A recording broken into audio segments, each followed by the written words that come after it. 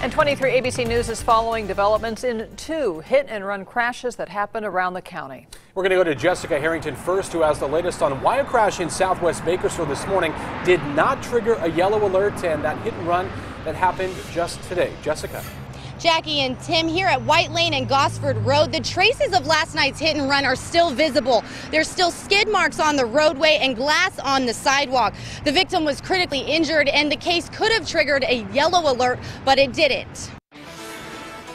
The amount of hit and runs up and down the state is the reason Assemblymember Mike Gatto pushed for an alert system to find the fleeing drivers. This is a tremendous new tool that will enable local law enforcement to catch hit and run perpetrators, and they should put it to good use.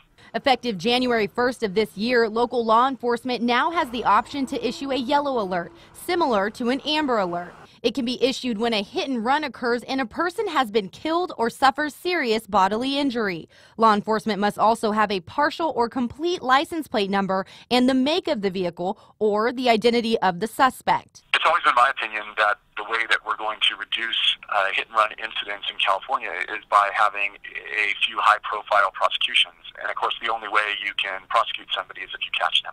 And last night's hit and run, a seemingly ideal scenario for the first yellow alert in Bakersfield. Police had the license plate number and identified the driver, but still didn't issue one. They had some conflicting information from people at the house as to whether or not the suspect was still there, whether or not the suspect had fled in another vehicle, and in which vehicle he may have fled. So that was the reason that we didn't do a yellow alert. We didn't want to put out inaccurate information. Officials say by the time they had the accurate information, the suspected driver had turned himself in to police. And again, we don't know the victim's name in this case. We were only told that she remains in critical condition. Reporting live in Southwest Bakersfield, Jessica Harrington, 23 ABC.